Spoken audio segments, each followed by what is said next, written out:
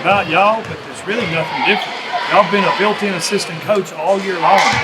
If it was making sure somebody's in the room, or running a certain play, or just doing whatever, y'all been a built-in assistant. Okay? I don't want this thing to end. We need another home game. But to get that home game, this tonight and Thursday have a whole lot to do with it. Okay? All right, let's take a second. Been with them a long time. I mean, of course, 4 years, 9th through 12th grade, but I think they probably came to my basketball camp when they were in kindergarten or first grade.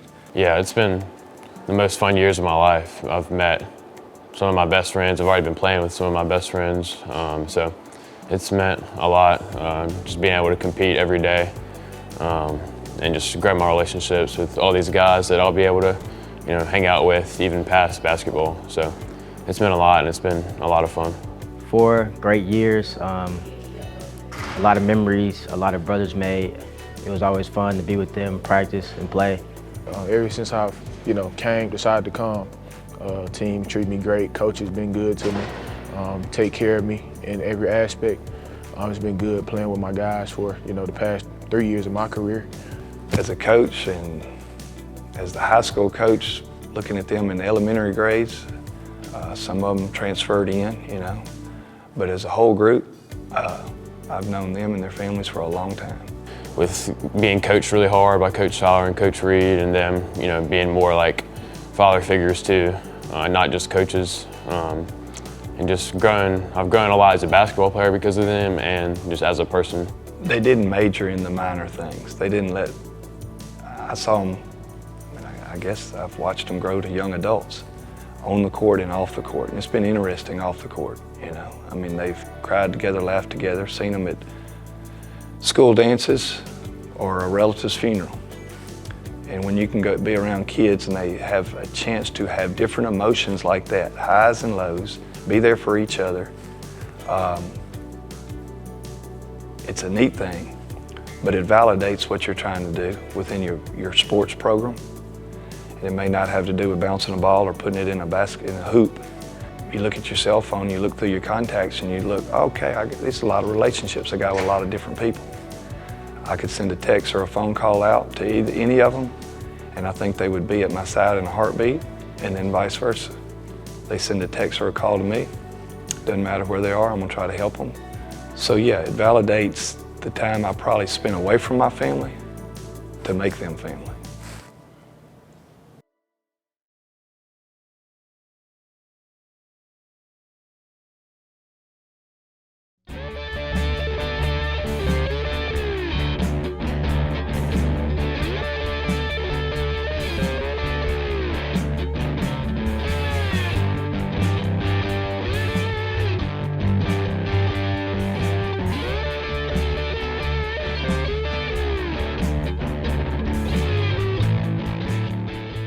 Play them 10 times, you win 9, and they've already got that one win.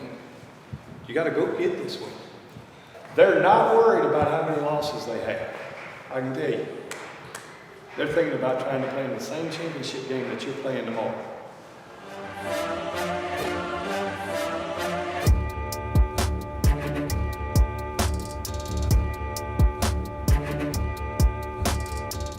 Davis with the pass to Miles on the wing, the three-pointer up and good for Luber. I mean, from the opening tip, I think we got up 8 or 9 points. Everything we had mapped out to do early was working.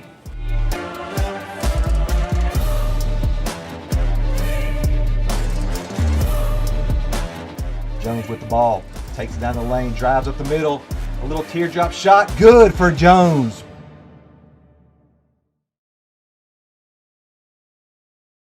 Horn Lake with the ball down low, and they score an easy basket. Kicked out to Luber on the wing once again for Luber. Good, a big three-pointer. Jones with another little floater down the lane, also good for 2.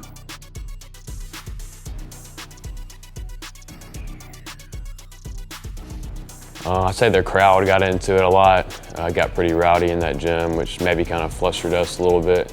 They play on momentum, so when they get momentum, they play better. Another play for Horn Lake, a little kiss off the glass, and it bounces around and goes. 2 points for Horn Lake.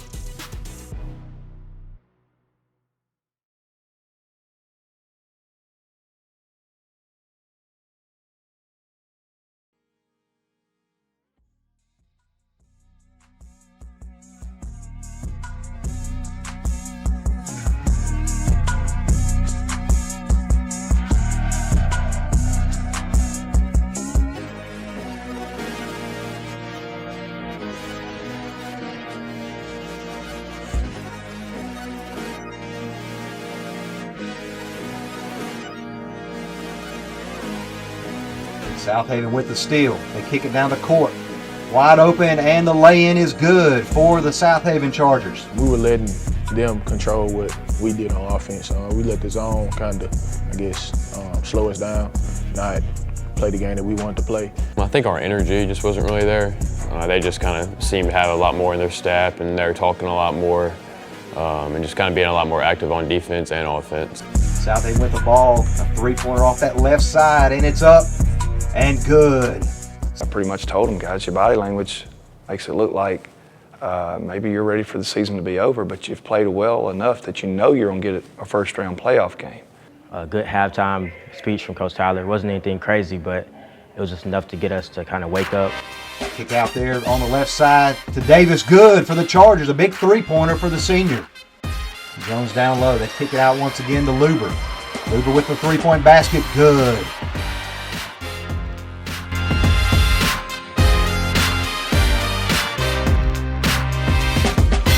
Out once again to Luber, another three-pointer on the way, and it's also good. Luber really finding his way here in the second half against the Southaven Chargers. Davis drives, little bump off the Southaven player, basket good, and the Chargers get a big win, 62-49 over Southaven.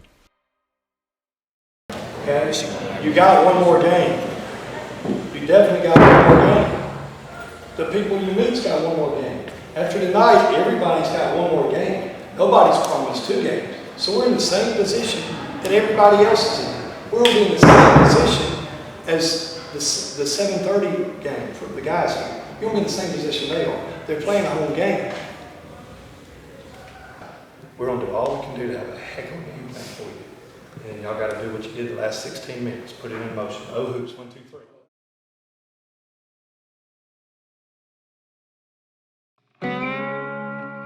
First round playoffs as the Chargers arrive in Starkville. This is going to be an exciting game. It's always a hostile environment when you go on the road at Starkville. We knew it was tough to win at Starkville. I mean, I've been there many times in 27 years. And you kind of got to play like you're 10 points down all the time. I watched a lot of film, talked about offense we were running, defense we were running. We knew a lot about them, and they didn't know as much as about us as we knew about them, so we were very confident. As a team, I know we were all really locked in and focused, and obviously Starkville's always a really good team, and it would be hard to go in there and win, but I mean, I think we all had the confidence that we could do it.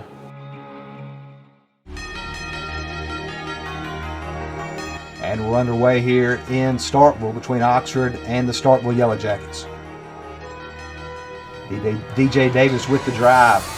Pass behind his back, and the three-pointer is good. Chargers with the big 3 early in this game.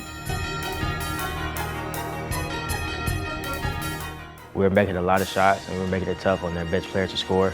We was executing plays, everybody making shots. Once we came out and were scoring like we were, and guards were making threes, and we had to run a set play every time because we wanted to be on offense most of the time.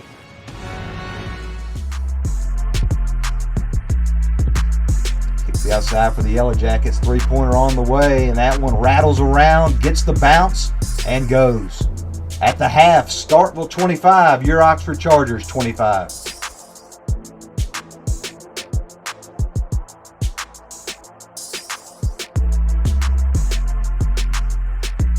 Davis, a little stutter step. Long three-pointer on the way by the Charger bench as good.